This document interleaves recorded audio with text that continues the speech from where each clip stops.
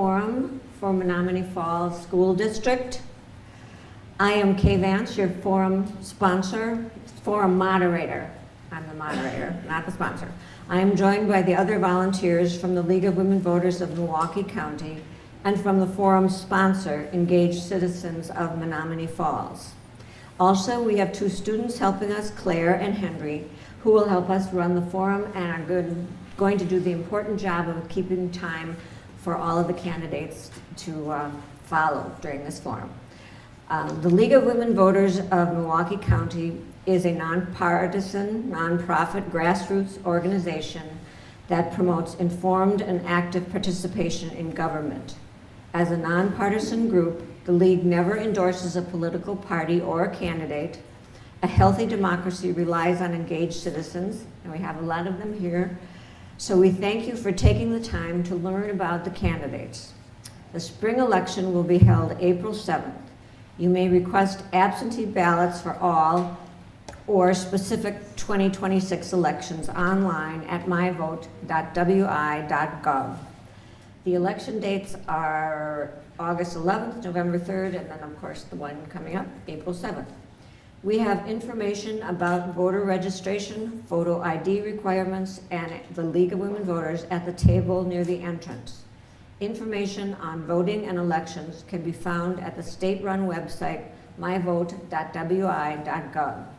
Please visit vote411.org, which is run by the National League of Women Voters with help from hundreds of local leagues.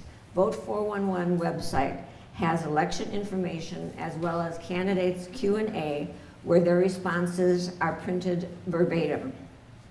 We also welcome you to join the League of Women Voters, who despite its name, welcomes all. The League was formed in 1920 after the ratification of the 19th Amendment, granting women the right to vote. The League was formed to educate women on voting and public policy matters. Our mission is unchanged, but we keep the name to honor our founders, and now our efforts are directed at all citizens. Questions for today's forum were submitted online over the past several days. If you have a question, you can write it on a card being distributed and pass it to one of the volunteers. Questions cannot be directed to one candidate. Every question will go to all candidates, and we will focus on questions relevant to the elected office. Our question sorters will be marking duplicate questions, which are very common, sorting by category, and may write on the cards to combine some questions or to reword for brevity or just to improve legibility. We ask that audience refrain from cheering or other demonstrations in support of or against any candidate. Please also refrain from any distracting activities, including the use of any electronic devices. This forum is being live streamed in its entirety and available for viewing on Falls Cable Access TV and its YouTube channel. 6 candidates are vying for 3 seats on the school board. They are Nicole Barker, Jefferson Davis, Becky Derleen, Emily Kent Schlemme, okay, Steve Taylor, and Joel Wolpert. The candidates will be addressed by first names. They have chosen that option. And each candidate will have 90 seconds to respond to every question. The candidates drew numbers to determine the order of speaking. The order of first response to a question will rotate among the candidates. Our timers are right here, and they will let you know when you have 30 seconds remaining and when you must stop. With the audience and candidates honoring the guidelines for the forum, we will make the best use of the forum opportunity. And if you must stop, you can finish your sentence or your thought, but please follow the timers. So we will begin with 90-second opening statements, and Dr. Joel will go first. All right, thank you everyone for coming. Thank you for the League of Women Voters of Milwaukee County. Joel Wolpert. I'm not going to talk about who I am, but what we've done in the last couple of years on the school board, because I think that's very important. State rank when it comes to academic growth. In 23-24, we were 37%, which is 134 out of 367 districts. 24-25, top 10% in the state of Wisconsin. This is district-wide, which is 36 out of 367 districts. Our high school, top 6% in academic growth last year, which means we are 9th out of 361 high schools that report to the district Department of Instruction. Along with that, 95% teacher retention. Our teachers are important. We want longevity. It's good to teach new teachers, have that experience there. It's very important. Lowest mill rate in over 30 years, $6.35 per $1,000 of assessed value. Added safety resource officers to our school, keep our kids safe, keep them protected. When I first joined the district, we had 2, now we have 3. And then we also just added a $10 million building to CE and Rec, no debt, no referendum. That's what we do, and I want to see us continue to do more. Thank you. Thank you. I'm Jefferson Davis. I've lived in the Falls for 40 years. Every day I work under the umbrella of estate planning. I help family and business estates when they live, when they pass away, pass it on to the next generation, make sure they never run out of money, make sure healthcare costs and long-term care costs don't bankrupt them, keep them out of probate, keep them out of guardianship procedures, and they never run out of money. I've been doing that for a long time. I'm 67 years old. I have no intention of retiring. Why am I running for school board? It's really simple. There's 3,785 kids in our 6 schools that represent 600 employees, the equivalent of 500 full-time employees. There is a very clear choice in the selection where you want this school district to go. And it comes down to 3 things, and let's cut right to the chase. Leadership with the administration and the school board, curriculum, and then the last thing is, what are we doing to quantify and qualify how to make those 3,785 students ready when they walk across that platform and get that diploma, that they're ready to meet the eyes of the world and they're prepared to do that. So when you put that together and you look at this, there's only one reason why we're running for school board. You must create a neutral, independent, and safe educational environment to build on the historical legacy of the Menomonee Falls educational experience. If I earn your trust and your support and your vote, I'll make sure that happens. Thank you. Hi everyone, I'm Emily Kant-Schlimme. I just want to thank everyone for coming out, the League of Women Voters, and everyone online. It's really exciting to see a packed room. That means we have a lot of people passionate about our schools, which I am as well. Just a little bit about me. I have lived in Menomonee Falls since 2020, and I have 2 kids in the district who attend Shady Lane Elementary, a kindergartner and a 2nd grader. And professionally, I bring over 15 years of HR and leadership experience, and I hold a Professional of HR certification.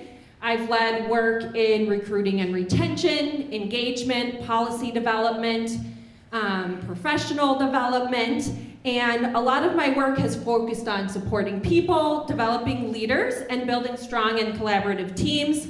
That experience has really taught me the importance of listening early, bringing people to the table, and making thoughtful decisions that people trust. I also co-lead a troop of 2nd grade girls in the community and volunteer at various PTO events with Little League and other items. And so altogether, these experiences as a parent, HR professional, and volunteer have given me the broad view in connecting with others in the community from the campaign, different events of different needs and strengths in our community. And I'm ready to get to work and hope to earn your vote.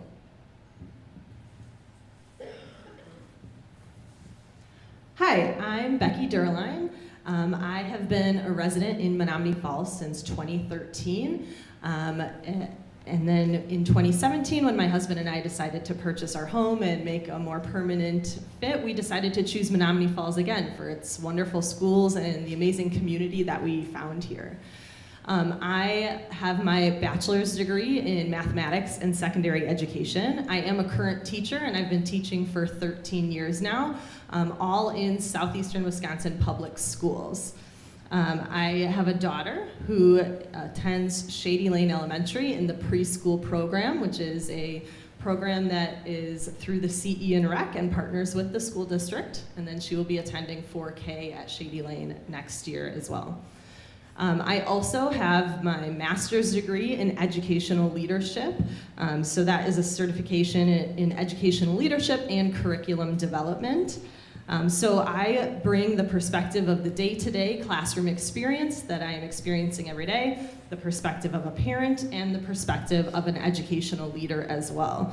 I want to ensure that all families, staff, students really do feel that we are a school district of choice and making balanced decisions that support our students every day.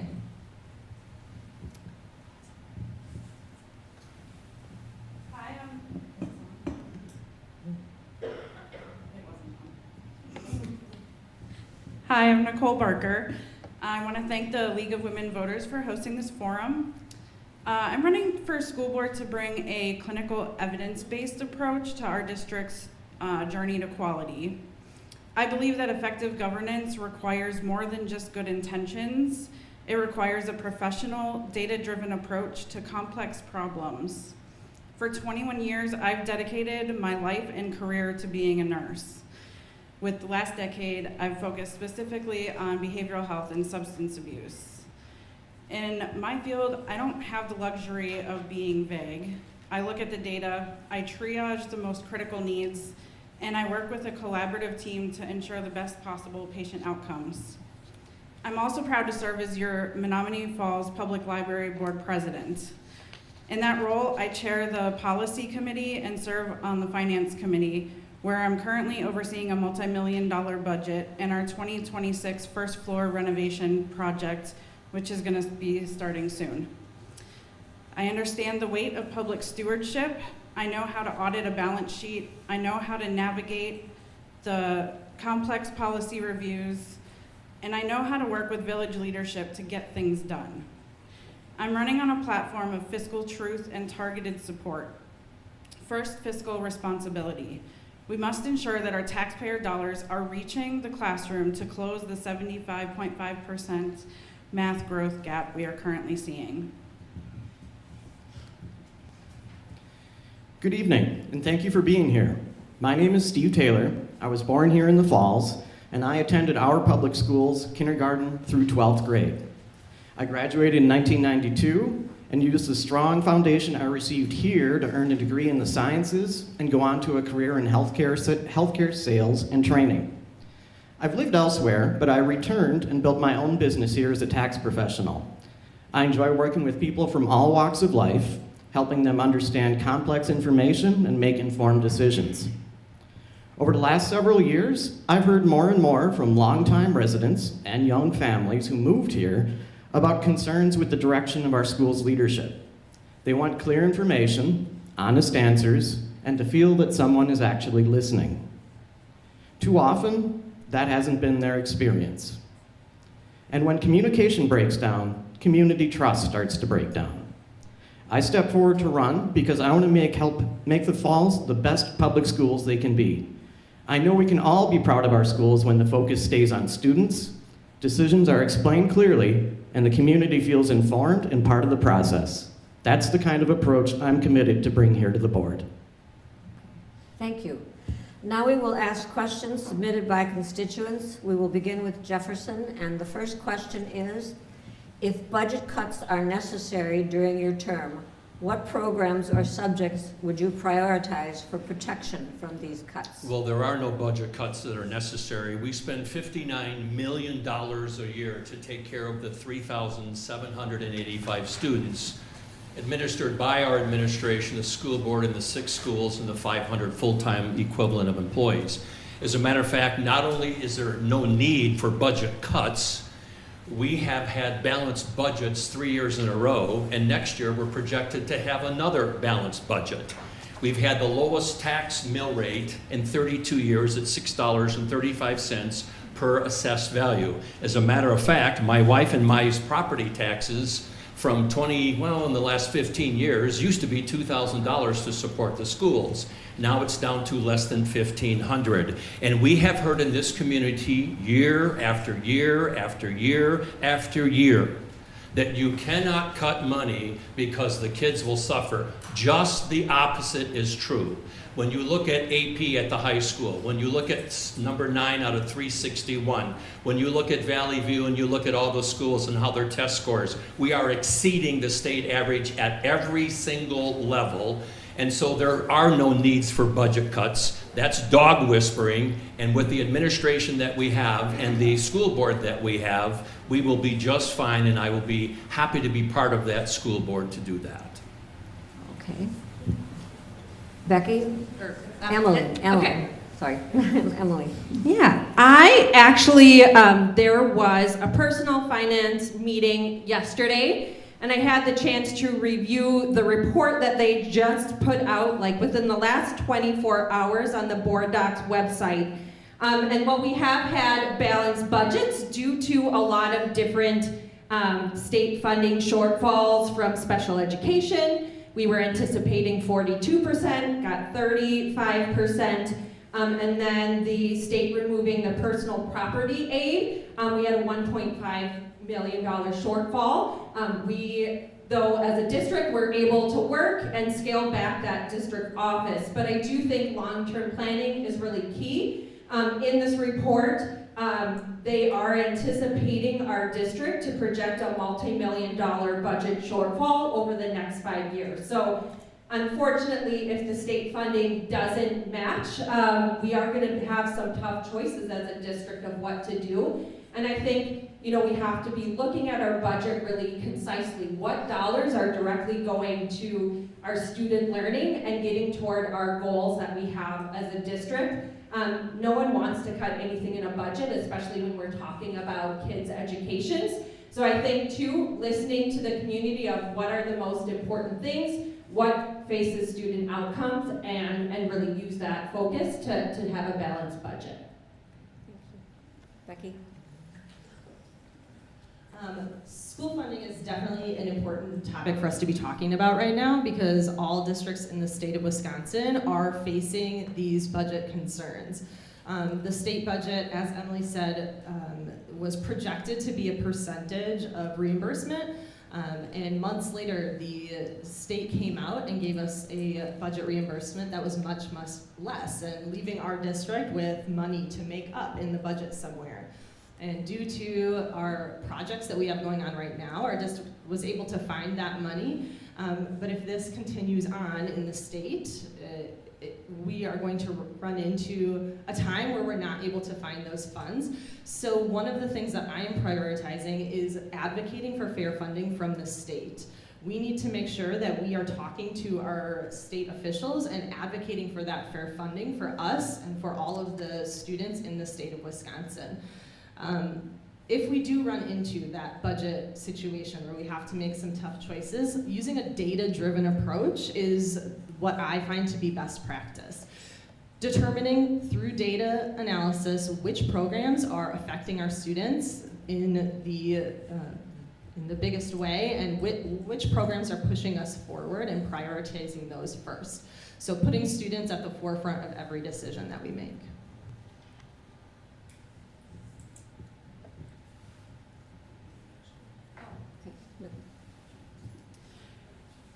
I would advocate for a policy of continuous improvement where we would regularly audit underutilized programs to ensure that funds are redirected towards classroom instruction and special education, because special education currently, as everybody has just said, faces a significant funding gap.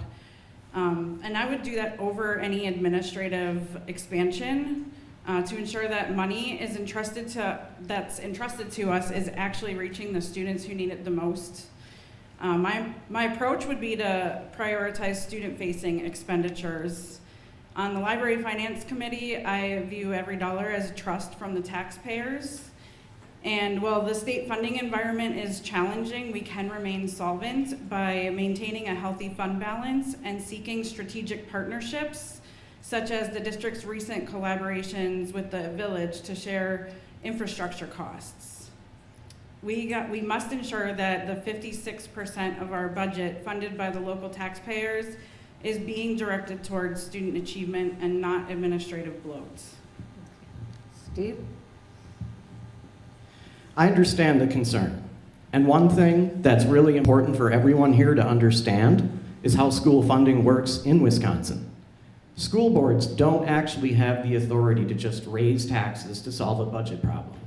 The state sets what's called a revenue limit, which caps how much a district can collect from a combination of state aid and local property taxes. Our budgets are stable in the near term, and I want to acknowledge that. But there are real pressures underneath that we need to be honest about. One of the biggest is special education funding. The state does not fully reimburse districts for the cost of providing those services. In fact, reimbursement has fallen to historically low levels. What that means in practice is that districts are required to provide services, which we should, but when the state doesn't cover the full cost, the difference has to come out of the general operating budget.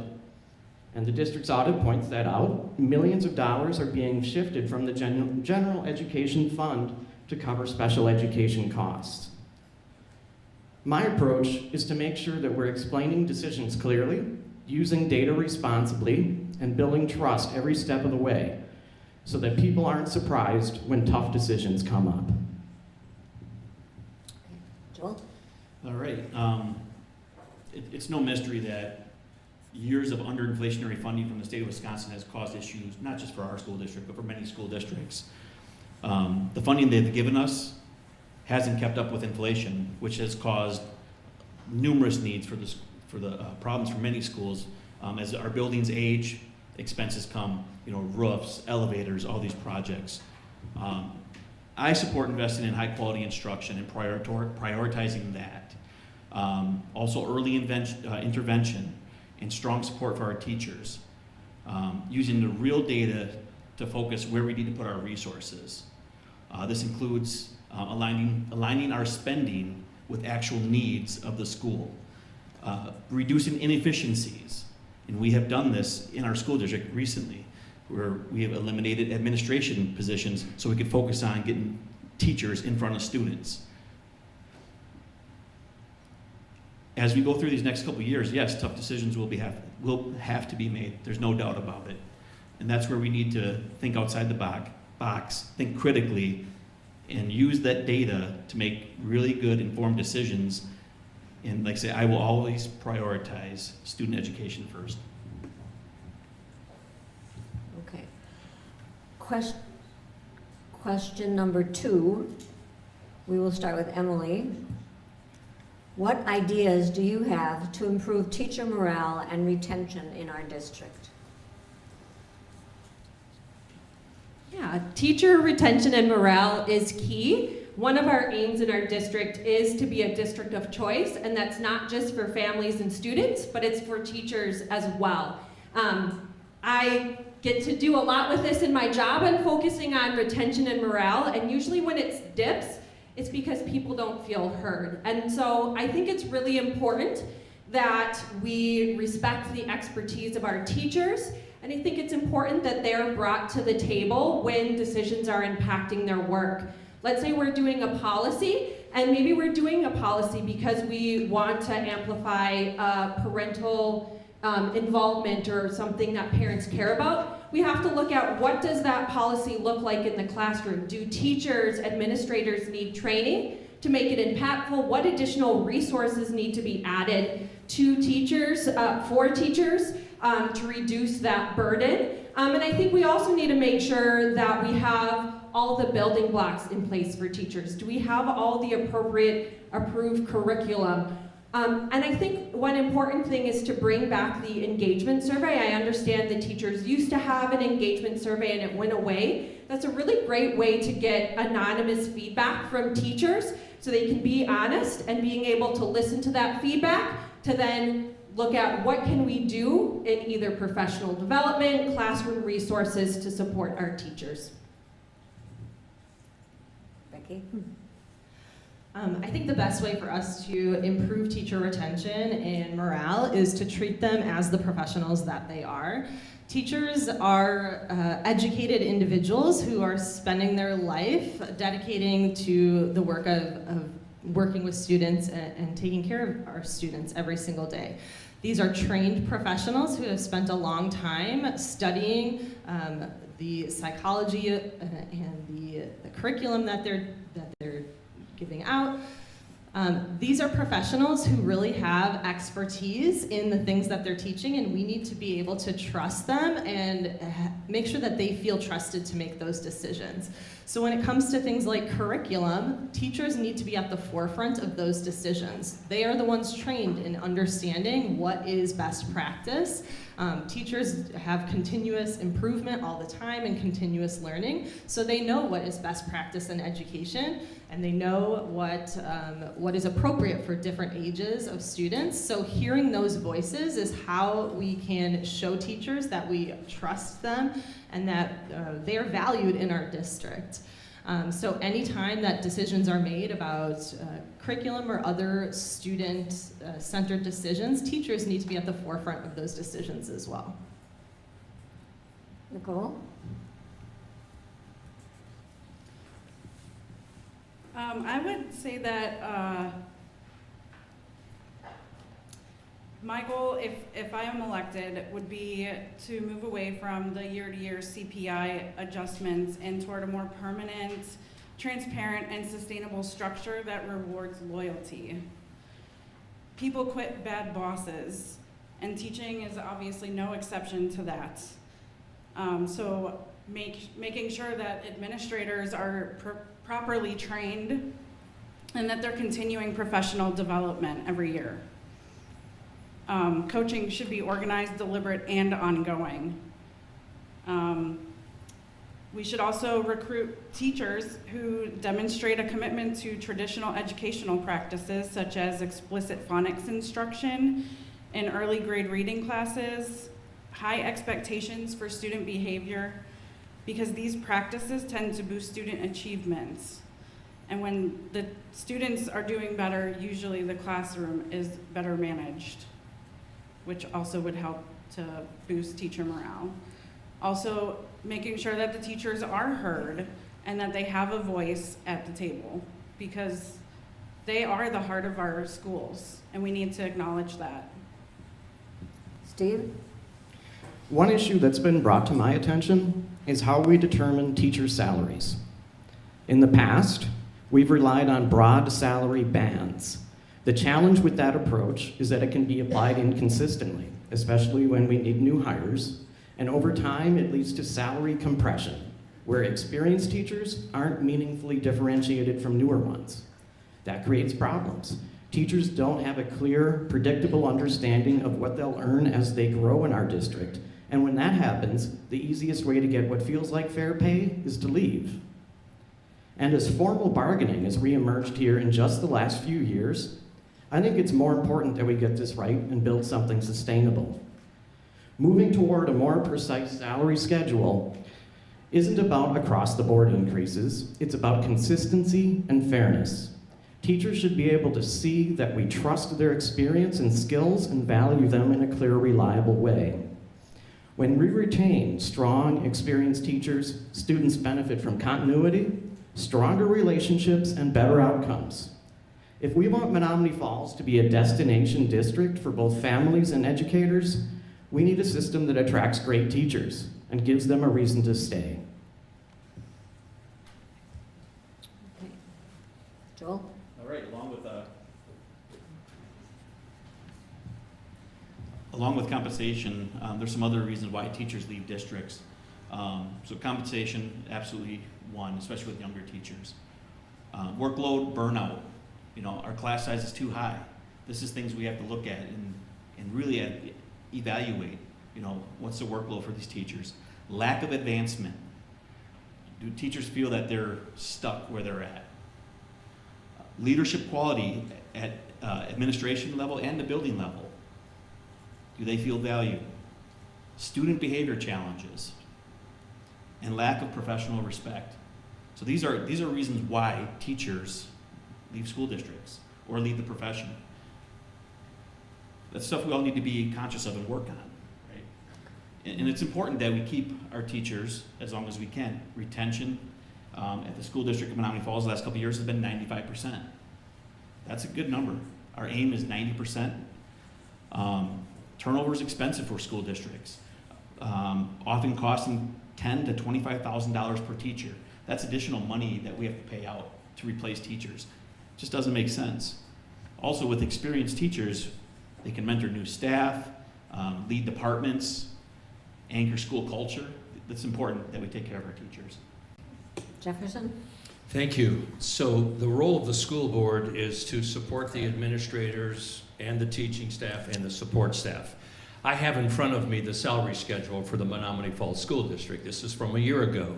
In this salary schedule, everything that you've heard up here that hasn't been addressed is addressed in this salary schedule.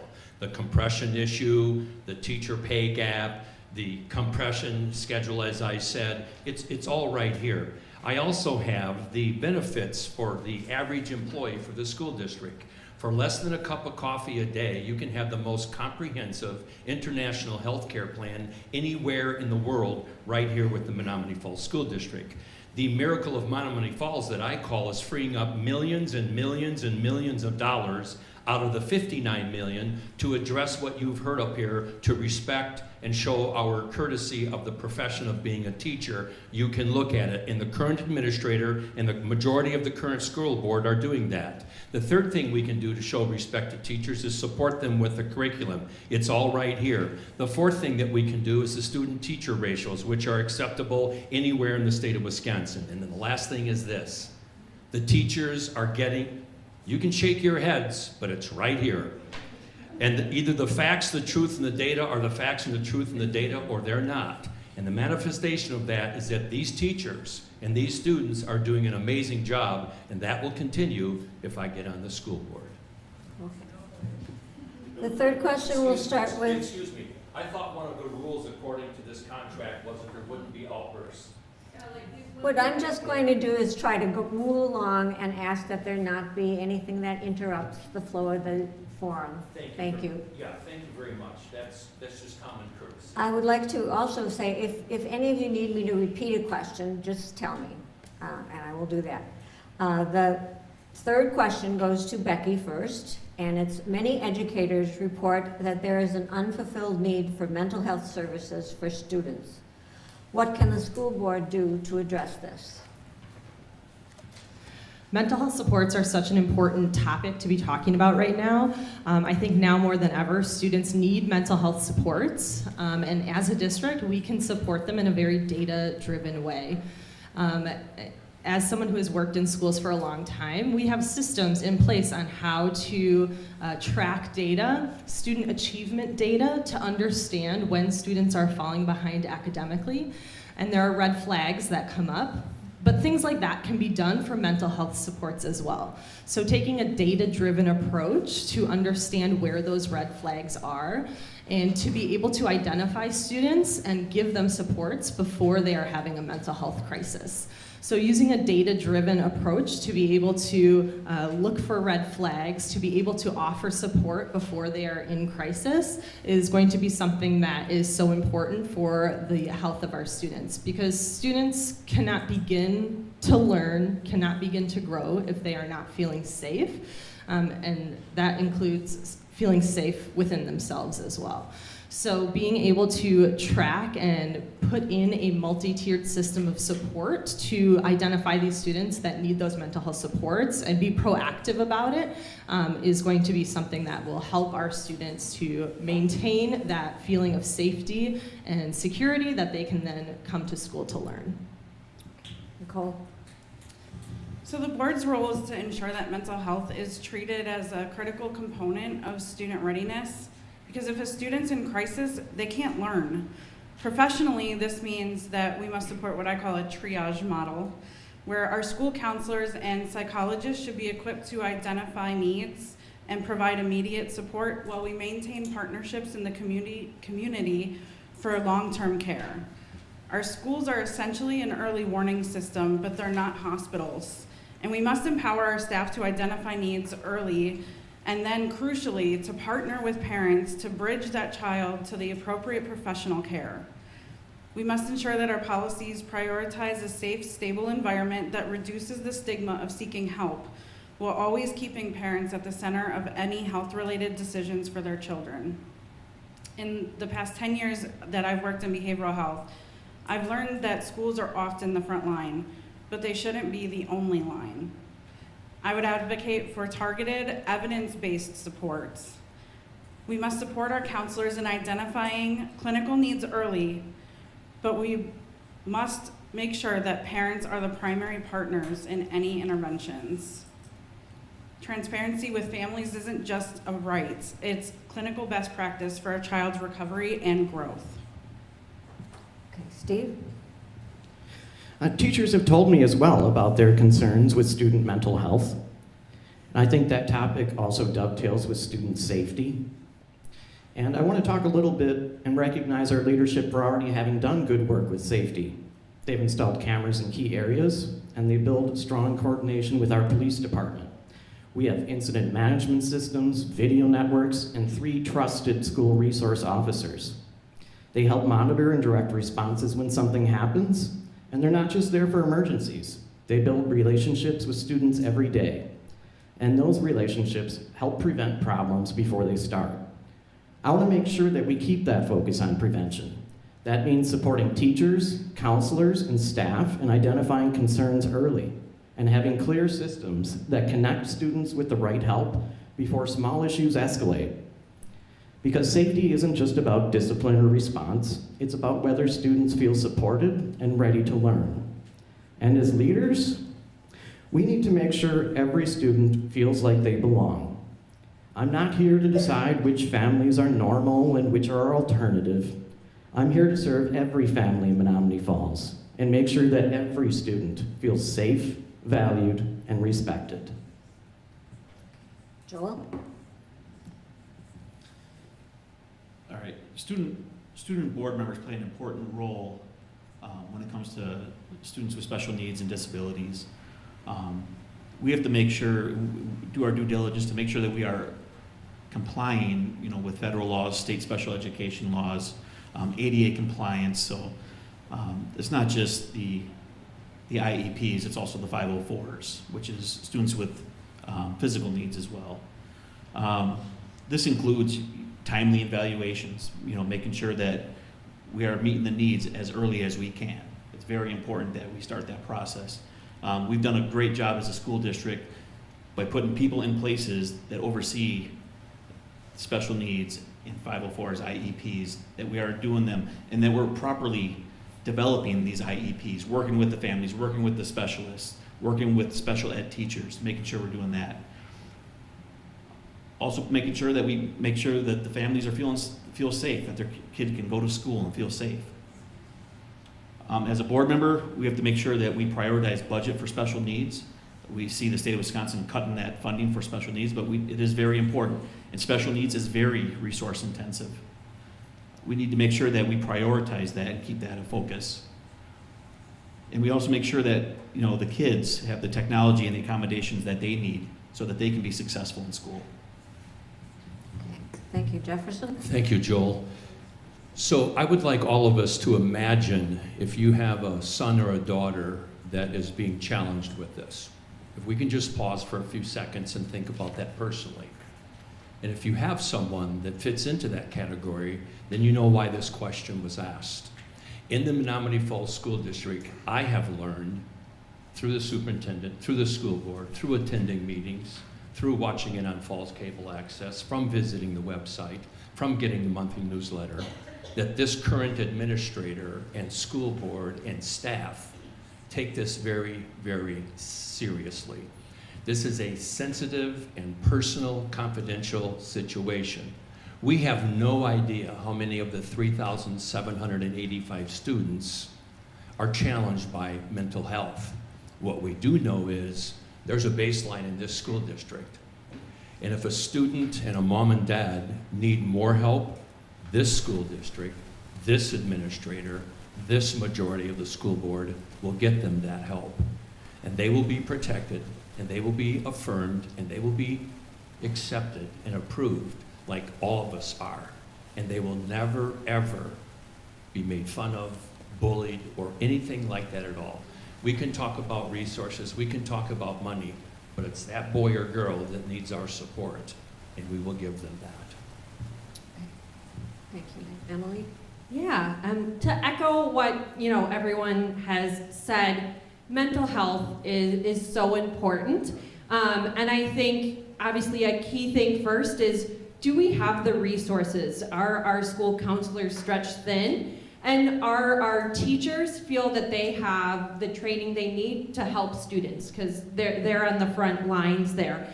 I know our schools have the Safe Schools training through our bullying policy. I've had the opportunity myself through Girl Scouts to have mental health first aid, and some of the key things is having that connection with someone to know when something's off, because mental health can really go hidden. And so I think having those strong relationships with teachers, but also having that partnership with parents. It's really important that, do we need to provide additional resources to parents so we can all be on the same team to make sure that kids can be safe? And I think a big part of that too is, how are we keeping kids safe in school, feeling like they want to come to school, feeling that they belong, and what are other things that we can teach to other students to make sure everyone is welcome and feel that they belong in our school district, so that they are ready to learn. Okay, question number 4 is a long one, and it's going to start with Nicole, and I'm going to read it, and you might be asking me to repeat this one.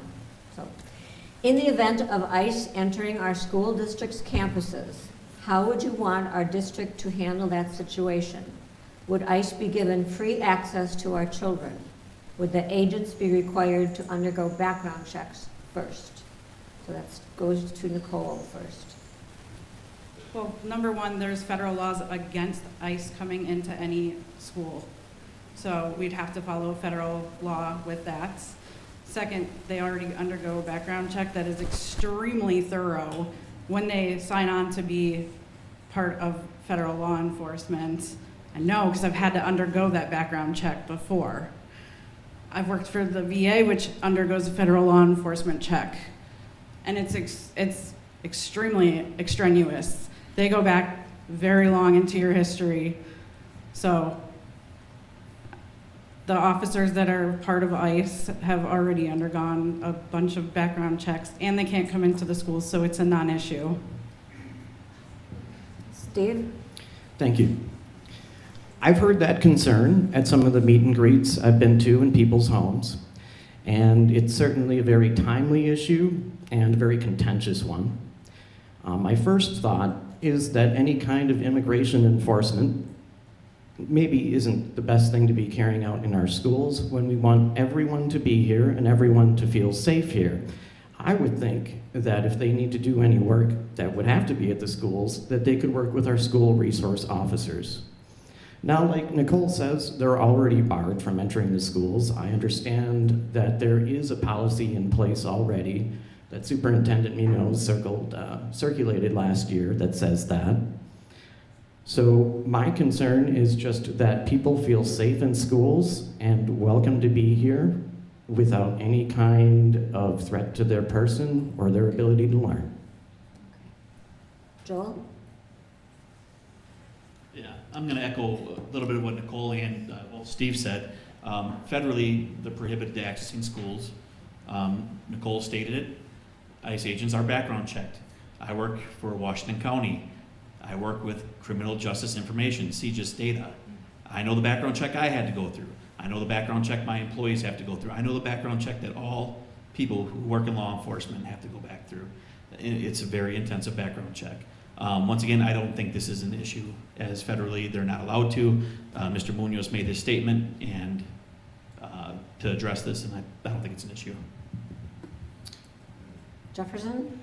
Without biting into my 90 seconds, could I ask you to repeat the question? Oh, sure. Thank you. Without biting into your 90 seconds. In the event of ICE entering our school district's campuses, how would you want our district to handle that situation?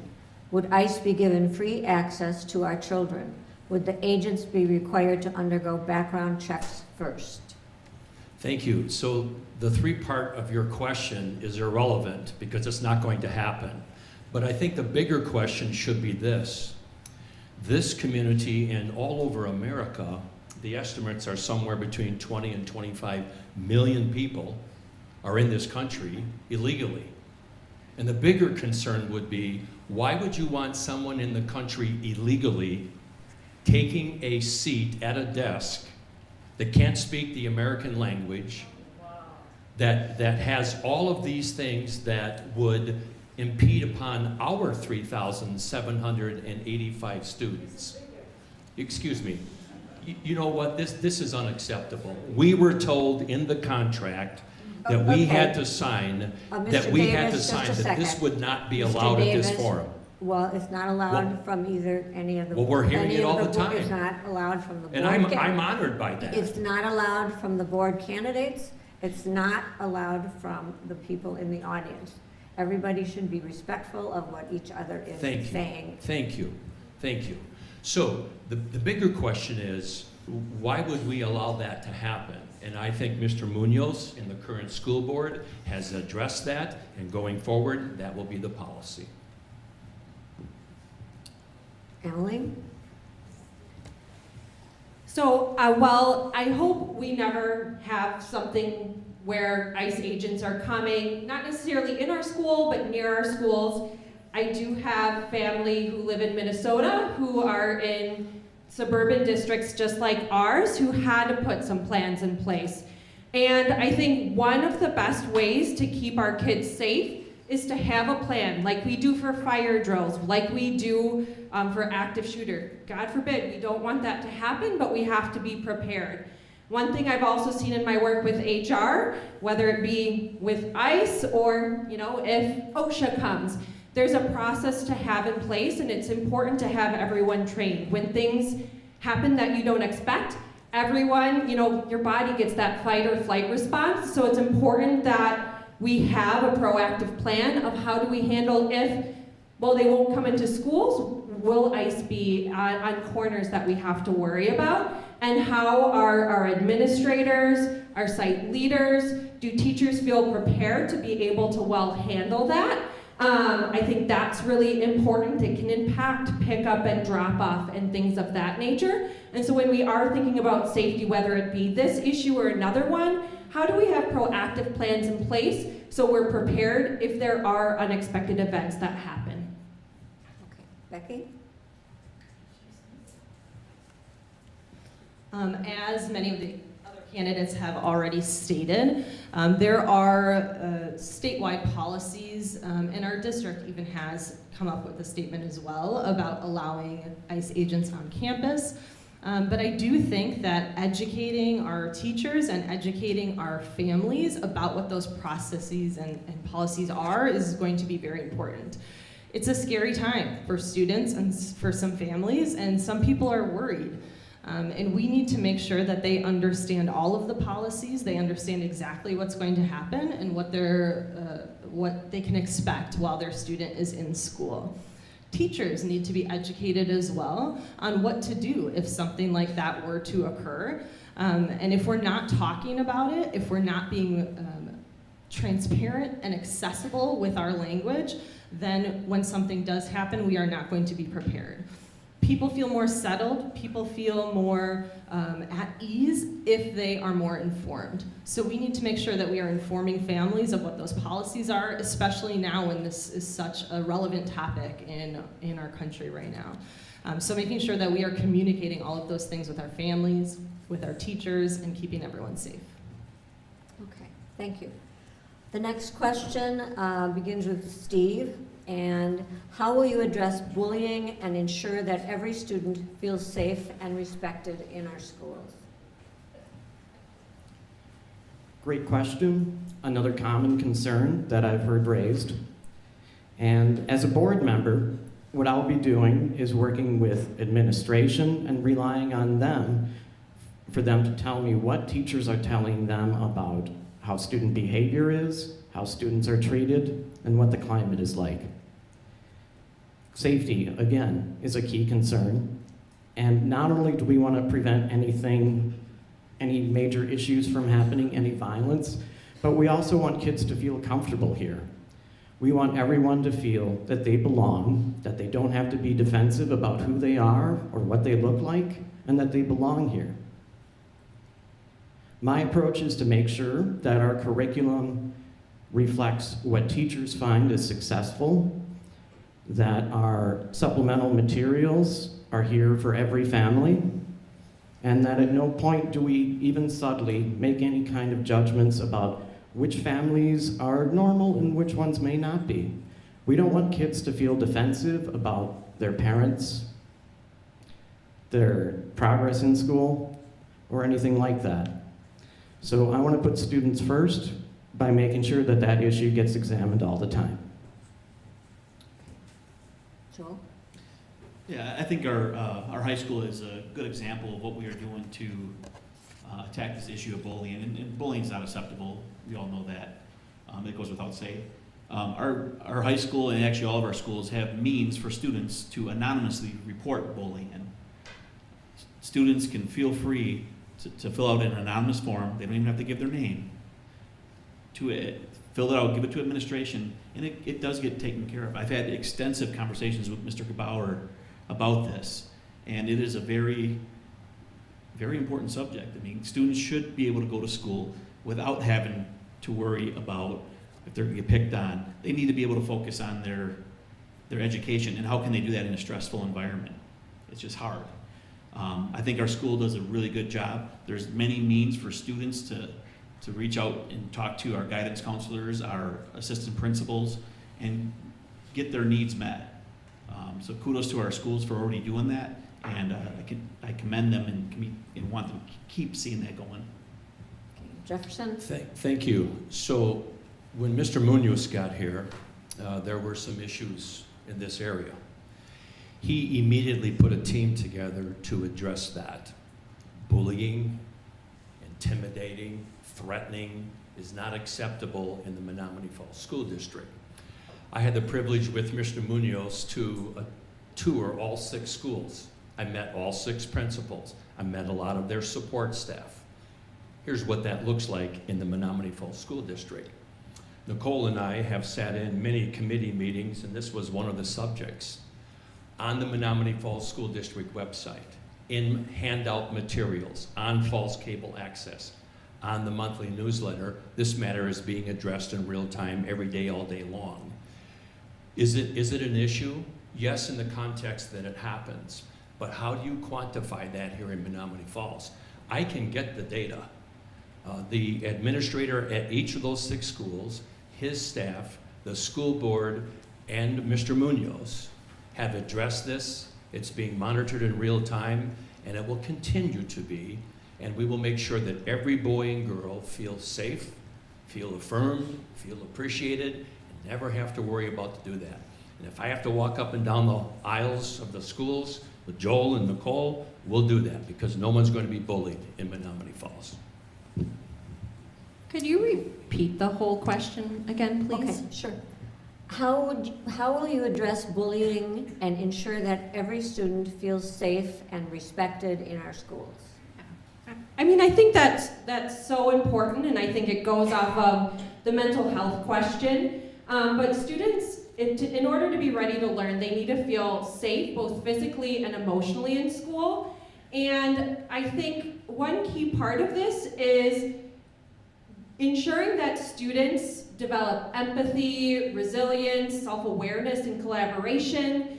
It's also important to understand that we're all different people. We're all our own unique people, and different isn't necessarily bad.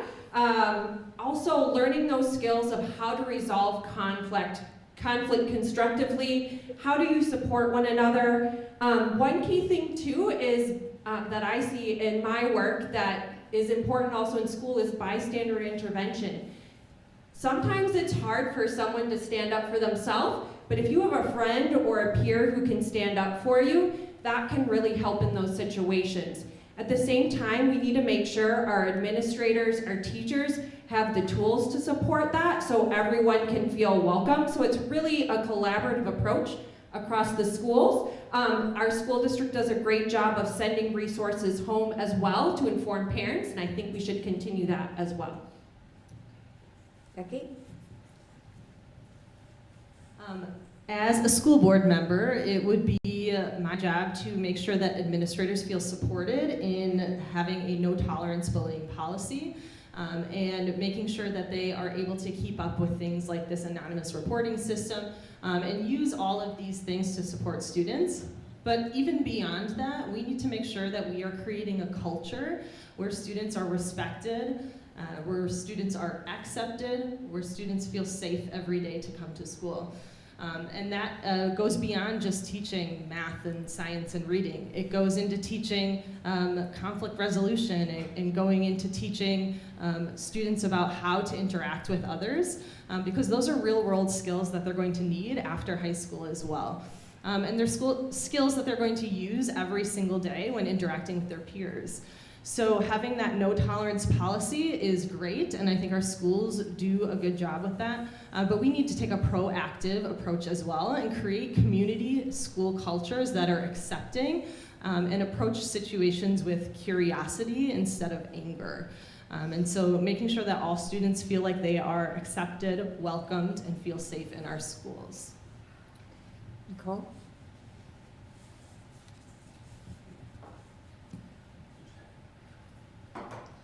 So I would say about 4 years ago, bullying was a very big issue, and it was one of the reasons that I ended up taking my oldest daughter out of school.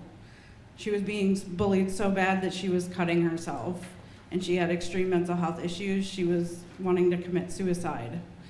So I took her out and I homeschooled her, and I'm glad I did, because she is one of the happiest kids I've ever seen. She's doing good in school, and she's thriving now. But as a parent, I would never want to see any other child go through that. So we would need to make sure that we have a safe environment for every child, no matter what. And that comes with consistent enforcement of conduct codes, making sure that every student has the right to learn without fear of harassment. I would support what I would call a zero indifference policy, where every report of bullying is investigated transparently and handled with consistent consequences. We also have to address the digital side of this with cyber safety education because of cyberbullying.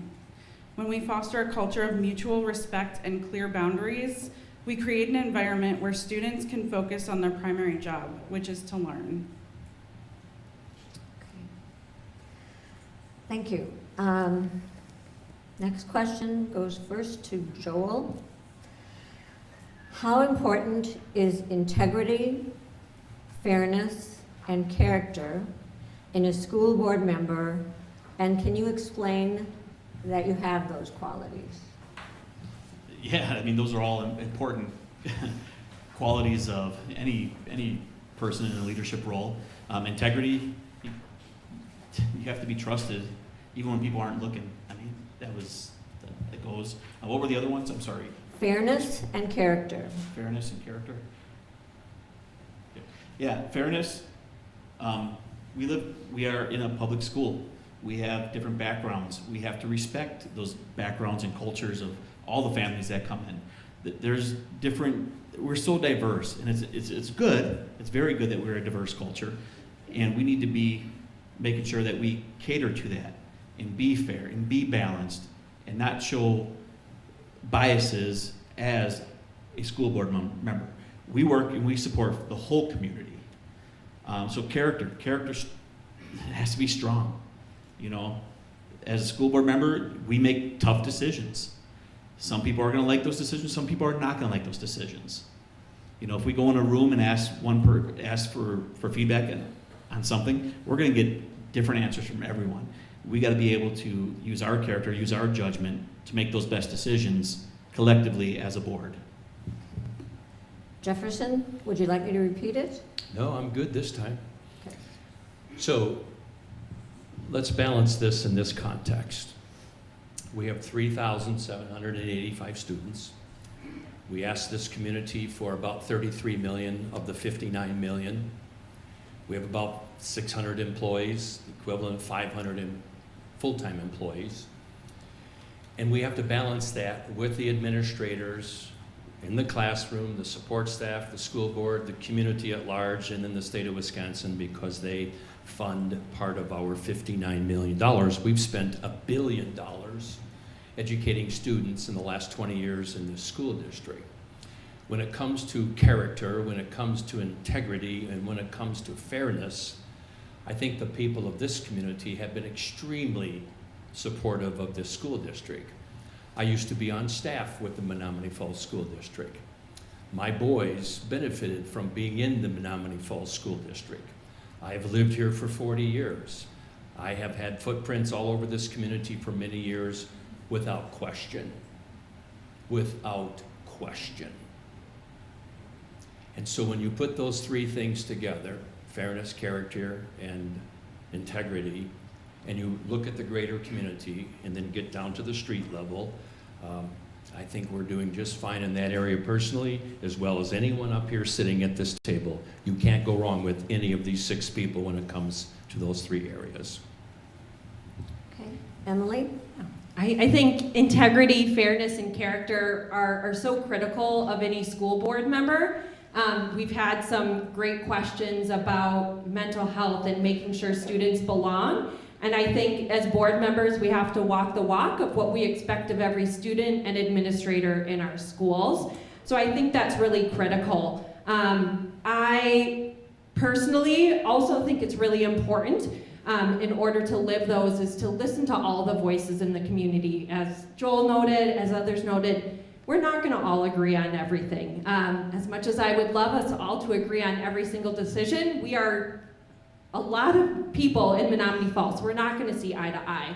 But where can we listen to one another, bring voices to the table, and really be collaborative so we can center our decisions focused on students and grounding in that character? I think it's so important that we bring that to the table as a board member. One thing that I have chosen to do as a candidate is I have chosen to not take any donations from any political parties or national groups. My campaign is fully funded by individuals in our community and a few people out of our community who are directly related to me or maybe birthed me, who like me. But outside of that, it's only that. And for that, it allows me to really stay focused on our students, listen to our local voices, really free from that outside influence. Becky? I hope that character, integrity, and fairness are things that you are demanding from every person that sits on your school board.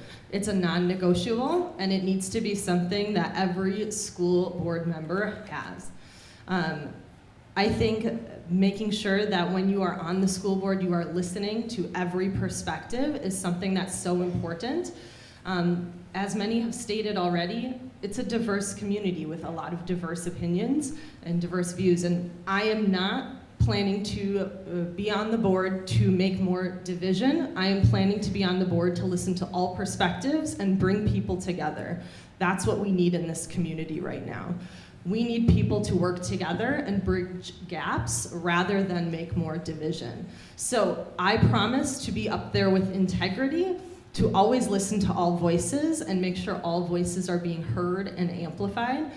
I may not agree with every single person, but that's not the point. The point of being on the school board is to make sure that we are serving every single family in this community, no matter where they come from, who they are, or what their views are. We need to be bridging gaps and bringing people together, not creating any more division in this community. So absolutely, I believe that integrity, fairness, and character must be exemplified in every single school board member. What do those mean? Integrity, that is your personal beliefs, how you look to others, I've made it like my personal thing to never lie. I will not lie for anybody.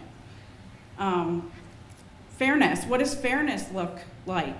That is listening to everybody and making a decision based on a balanced viewpoint. Character, that is what we teach our kids. How they grow up, how they love, how they treat other people, be respectful, be kind to everybody. And I also have not taken a single penny from anybody else other than community members. And you'll see it on the finance report. Okay, Steve. Thanks. As a tax professional, fairness, integrity, and character come into play all the time. I have to listen to every client that comes through the door and learn what their issues are. I have to explain to them after I've given a comprehensive review of what their income, deductions, eligible credits might be, and tell them what we can and can't do. And within those bounds, to do the most I can do for every client. Now, as a school board, I think our job is to set clear priorities, adopt policy, and hold the district accountable. What I'll bring is steady, disciplined governance. That means asking good questions and expecting clear answers, and making decisions based on evidence, not outside political pressure. Fairness also means valuing everyone involved in our schools, students, parents, teachers, and staff. We don't always agree, but people deserve to be heard, and they deserve a process that's fair and consistently applied. So part of that is making sure our work is visible and understandable.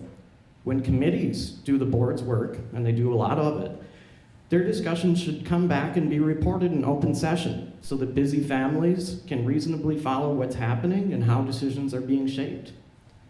So my goal won't be to win arguments. It's to make good decisions for students and families, and to do it in a way that brings the community with us. Okay, thank you. The next question goes to Jefferson first. How should the board balance parental input with trusting teachers' professional judgment? Balancing parental input with professional teachers' judgment? With trusting teachers' professional judgment. Well, that's a great question. And that model is in place in this school district. I've sat in the committee meetings. I've sat with the superintendent. I've sat with some of the school board members. I've sat and watched a panel of teaching staff. And let me just give you one example. The parents have the input in a constitutional representative republic where they elect people to represent what their majority opinion is. And the one example that I'll share is curriculum. 3 or 4 years ago, it's been described that the Menomonee Falls School District kind of had a wild, wild west curriculum. And so it wasn't vertically aligned. And the proficiency and the achievement and the growth was kind of haphazard and at dangerously low levels.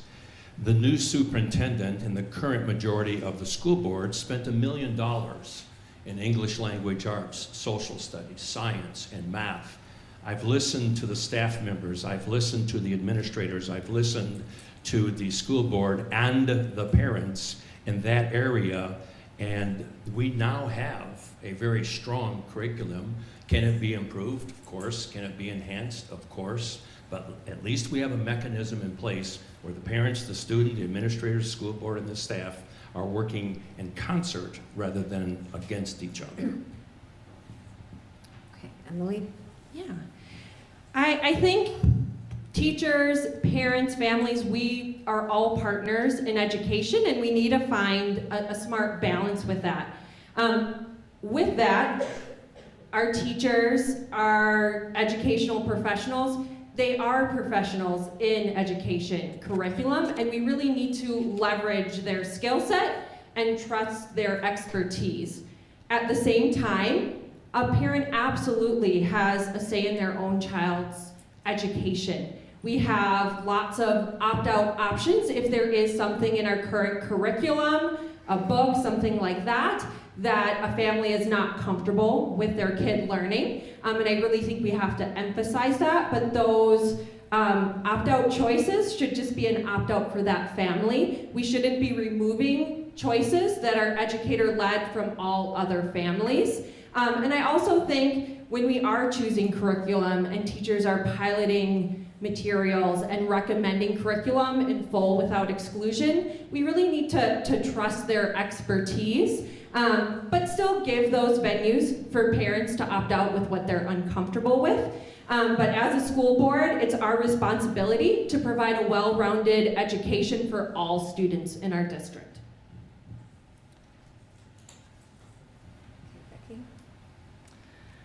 Educating students is absolutely a team effort. It's a partnership between parents, district administrators, teachers, building administrators. We all need to be working together to support these students. And so building those lines of communication and that partnership is something that's so essential for every student to succeed. So being sure that we are having open lines of communication, we are being transparent, and not only transparent, but also accessible. So everyone has a right to understand what their student is learning on a day-to-day basis, and trusting those teacher professionals to make sure that that is an appropriate, age-appropriate, and curriculum-appropriate thing for those students to be learning. But having that open line of communication and partnership between the school and the family is what helps our students succeed.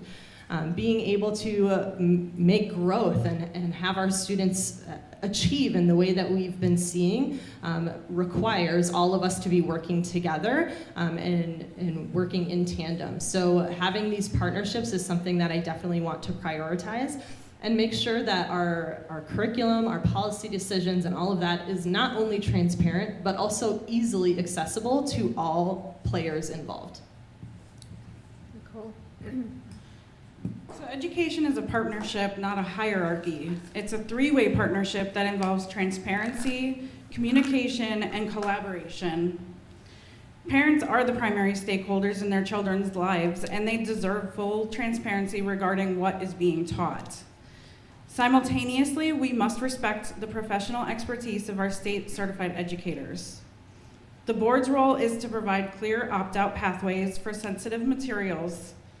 Transparency builds trust, and trust is the foundation of a healthy school community.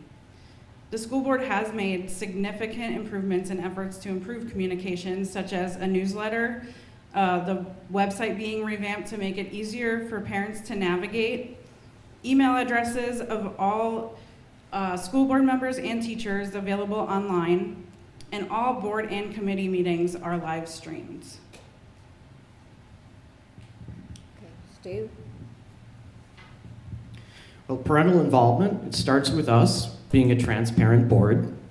Families should be able to see how our decisions are made. They should understand what's being taught and know how to raise questions or concerns. We already have policies that allow parents to review all of our curriculum, and I support keeping those in place and making sure that those processes are clear and accessible. We're also a very diverse community. Parents won't always agree with each other on what's best between families, and that's fine. The board's role is to make sure that every voice is heard and considered and keep the focus on what's best for students overall. If a family chooses to opt out, we will definitely respect that, and we won't also extend that decision to other families, though. We want families to feel informed, respected, and I think we can also keep working on staying connected to parents through organizations between parents and teachers, through extracurriculars. The robotics team, they're doing great. They're a growing organization, and I love the stuff they're doing to prepare kids for life after school. So when people stay engaged, they're more likely to believe that their schools are doing the best they can, and that's when students benefit. Joel? I hate going last because these are all good answers. It's all true. You know, I don't disagree at all with any of this. Students really achieve more when parents are involved in their education, when parents are actively working with the teachers. That's how we see the growth that we see. And it's important. I know I enjoy going to, and give a shout out to my little one Logan right here, and Joel. Logan's in 6th grade at North. I love going to teacher conferences to see what they're working on, to understand, hey, what are opportunities for growth for Logan? What is he excelling at? This is a partnership between teachers and educators. That's what it is. It's collaboration. And we have great teachers in Menomonee Falls. I have not met one bad teacher in the 12 years I've had kids in the school district.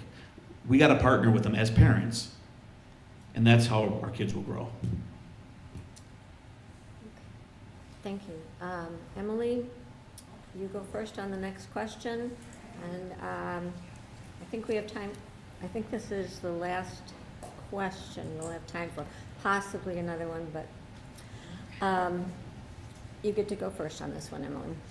Do you think a student who lives in a less common family structure, single parent, step parent. Do you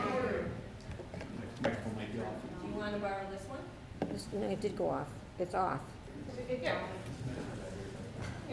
Here. It's dead. Here, you can borrow. It's dead, and my voice will not carry it. Here, you can use ours. Okay. That one, and then Just, yeah, we can.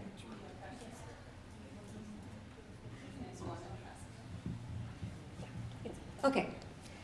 Do you think a student who lives in a less common family structure, a single parent, step parents, same-sex parents, should be allowed to encounter examples of family structures like their own in the school curriculum? Emily? Absolutely. I love our Menomonee Falls community, and we aren't all the same. We don't all have the same family structure, and all family structures matter. And I also think representation matters. Kids need to see families like theirs in their curriculum. It's important too in history to see people who look like you in your history, in your education.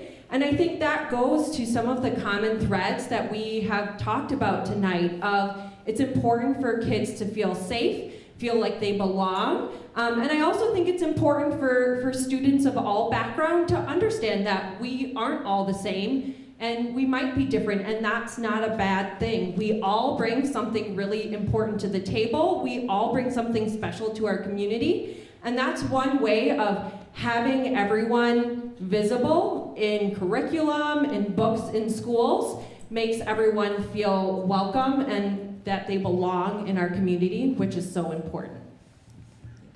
Becky? Becky.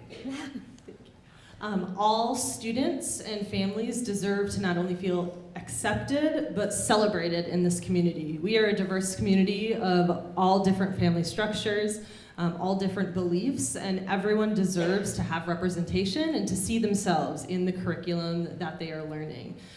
For students, feeling that sense of belonging is so important. Students succeed at such higher rates when they feel that they belong in their school community. And if showing that diverse range of family structures is going to make those students feel welcomed, I cannot think of a reason why we would not do that.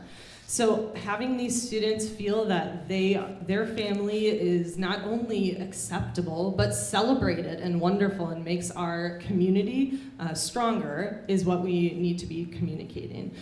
So creating a school culture where all of those differences are not only accepted but celebrated is a thing that I think is very important for our students and their success, not only academically, but socially as well. Okay. Nicole? I absolutely think that they should be able to see that in the curriculum, as long as it's age appropriate, it's educational, and it is accepted by the school board.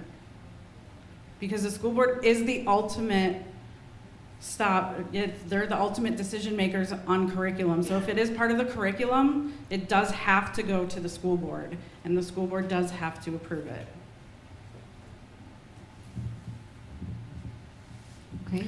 I agree with everybody who's spoken so far that kids should be able to see what their own families look like and their books, library books, curriculum materials. And I think that indeed those materials should be age appropriate. And one thing I just want to touch on that's in the past and hopefully something we can move past is that we have had some issues with book removals. And in my case, I was surprised to be scrolling through the news and see a picture of Menomonee Falls High School there under a headline about dozens of books being removed. So that told me that something is going on, and it's not going in a way that brings our community together. I think that parents absolutely deserve a voice in having the right to review curriculum, raise concerns, and even opt out. And as far as making the decision on whether to remove something in our collection, I think that's where professionals matter. Our teachers and our library and media specialists are trained to select age-appropriate educational materials and follow established processes. When policies are changed or applied inconsistently, it creates confusion. It erodes trust. So we can do better with clear communication, consistent policy, and respect for everyone involved. Because every parent deserves to be heard, and every student deserves to feel seen in their education. Okay, Joel? Well, that would be easier.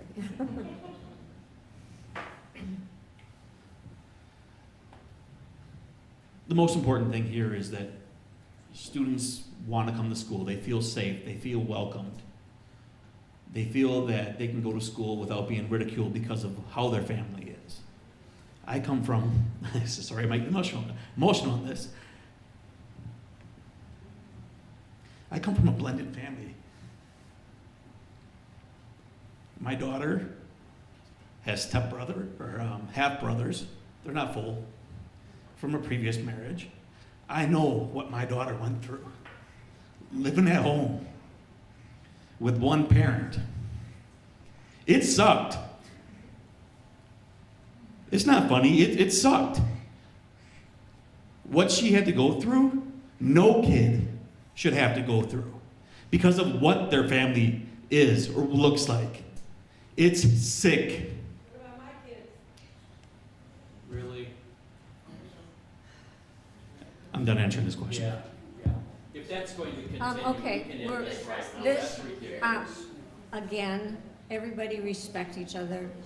That was a small part of this whole worthwhile forum, so let's finish it on a high note. No more interruptions, please. Thank you. Okay, were you finished, Joe? Okay. Okay. Jefferson? Well, the answer to your question is, of course, it goes without saying, but there's two parts to your question. No one in the Menomonee Falls School District will be discriminated if I get on the school board. That just goes without saying. That's common decency and respect. The second part of your question is this. We have state statutes that we have to follow when it comes to the question that you asked. Every little boy and girl, by the time they get to be 5 or 6 years old, 90% of their brain is developed. We also have in our school district policy 361 and 365. They're here. That would have to go through the process that I've been part of and witnessed if that were to become part of the curriculum. I learned a long time ago that when people say something, believe them. Now, there are people in this community that radically want to change our curriculum. And they can do that in a constitutional representative republic if they follow the protocol. Now, there was a comment about books being removed, plural. That is absolutely untrue. The School Board of Menomonee Falls has statutory plenary power to do what they want to when it comes to curriculum. If you want to see the truth, here is the article. Do we accept all of these families, however they're designated? Of course. But when it bleeds over into curriculum, totally different story. Okay. We're going to go to closing statements now, and we will have 2 minutes of each for closing remarks. So we will begin with Becky. The first thing that I want to say in my closing remarks is just thank you to all of you who are here today, because our schools are stronger when we are all involved.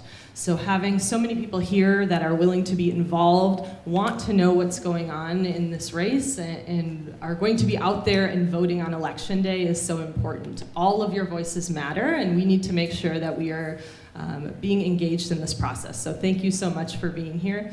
I am running for school board because I believe that I can bring a balanced approach of multiple perspectives to the board and make decisions that are right for all of our students. I want to make sure that we are bringing our community together and not creating further division.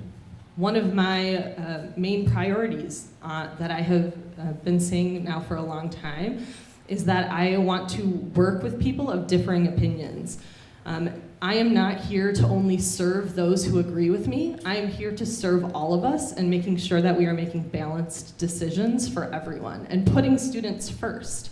As a teacher, I work every day to put students first, and I want to work and do that for this district as well. I bring perspectives not only from a teacher lens, but from a parent lens as well. And from the higher administrative lens. I want to make sure that our district is meeting its mission and vision, that we are a school district of choice for all students, all families, all teachers.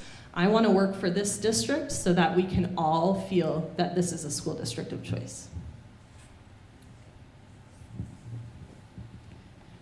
First, I want to say thank you to the League of Women Voters again for hosting this forum, and also to all of the audience members for being here tonight.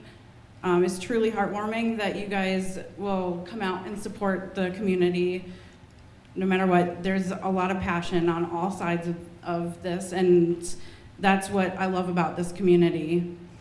Over the last 21 years as a nurse, you don't find solutions through rhetoric. You find them through data, discipline, and a commitment to the person that's in front of you. As your library board president, I've already put these principles into practice. I've chaired our policy committee, and I serve on finance, where we've delivered a balanced budget that respects the taxpayer while enhancing services for our families.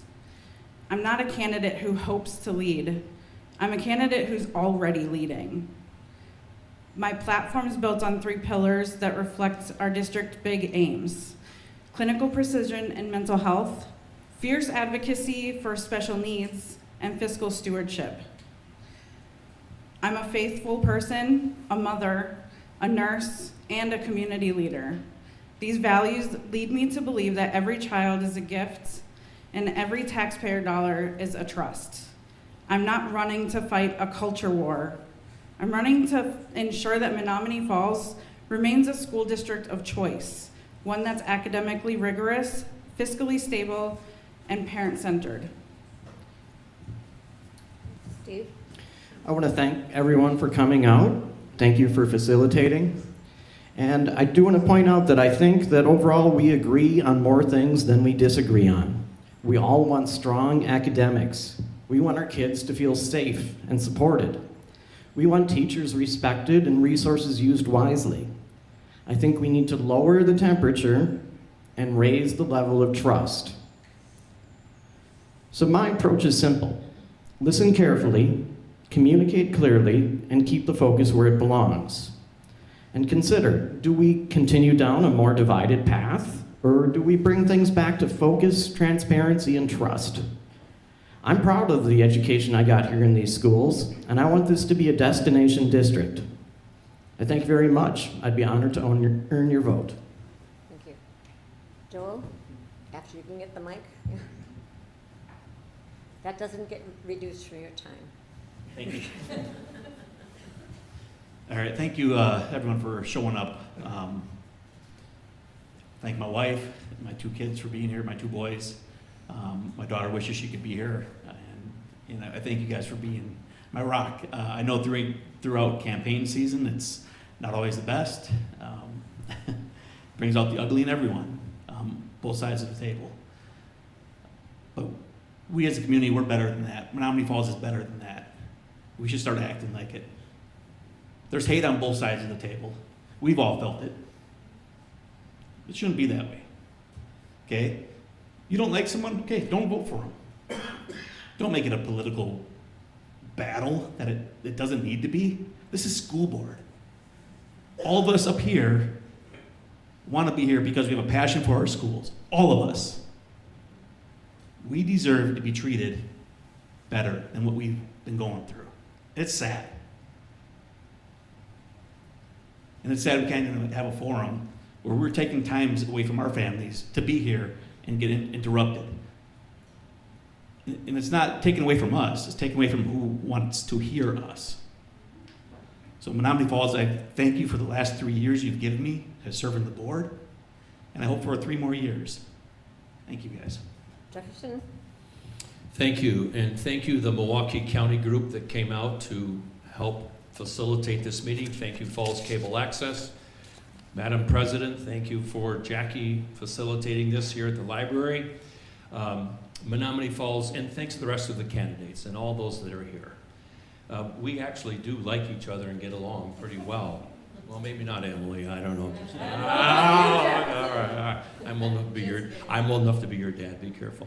So, real quick, there's a very clear choice with this election. Very clear. And it's going to go one way or it's going to stay mainstream. I happen to want to represent the mainstream from these 3 perspectives. There is a movement afoot to radically change our administrative team. I think our current administrative team, I call it the Miracle of Menomonee Falls, has done an amazing job, and it's only going to get better. Number 2, what an amazing profession to be an educator. We will get a salary schedule. The compression issue will be resolved. The teacher gap will be resolved. We will enhance your benefits at every single level. Without you, we are nothing. So for anyone to suggest differently is being disingenuous at best. Student-teacher ratios, we will fix those, and we will do that through a collaborative effort.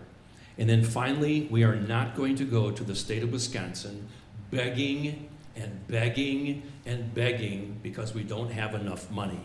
The miracle of Menomonee Falls, we've got more money than we know what to do with. And we will make sure that we will look inward and locally first, rather than blaming, like some school board members do, the state of Wisconsin. So thank you for coming. Even if you don't vote for me, thank you for coming. Because in Menomonee Falls, as Joel said, and I'll use my words, hate has no home here. Emily? Yeah, I want to thank everyone for being here tonight, League of Women Voters for planning it. And I want to thank everyone for being here in the room and online. It's quite energizing to see how much people care about our schools. And I know we get very passionate, and passion can come across in a way that maybe doesn't feel welcoming and kind. And I really encourage us to ground all of our decisions in students. That's why we're all here today. That's why all of us are up here. I'm not gonna lie, I thought I was gonna need some Kleenex on some of those stories. I had to look down because I was like, oh goodness. But it takes a lot to share those personal stories, and I wanna thank all of the candidates. It's not easy to run a campaign, and we're all here because we care about students, we care about our community. And you know, that's what drove me to run in the first place, is I want to see every student succeed. I want our teachers to have that respect, the support. They're the heart of our schools, and when teachers feel respected, when they feel like they have the support, they're going to show up.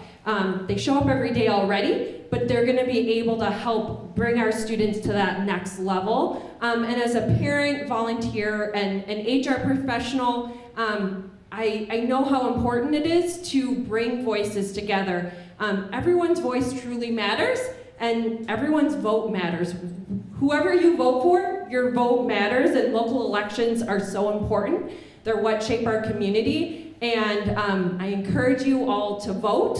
You can start, next Tuesday, bright and early if you want. But I just want to thank everyone for being here and being engaged in our schools. It's so important. Thank you. The League of Women Voters of Milwaukee County reminds you that our democracy depends on citizen involvement, which is definitely... Oh, dear. This one over, if that one's dead too. No, it's not dead. Okay. Oh, wait, it's dead battery. Never mind. Okay. It's last. Okay. Battery with an exclamation point. All right, I'm going to be very short, because I didn't think I could wear out so many microphones.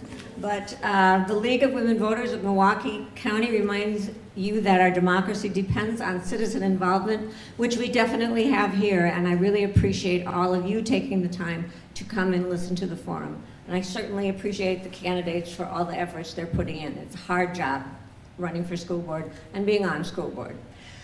So on behalf of the engaged citizens of Menomonee Falls and the League of Women Voters, thank you to Falls Cable Access for their services, and thank you to all our candidates for running for political office, and to all of you for participating in this forum. And thanks everyone for attending, and vote. Thank you.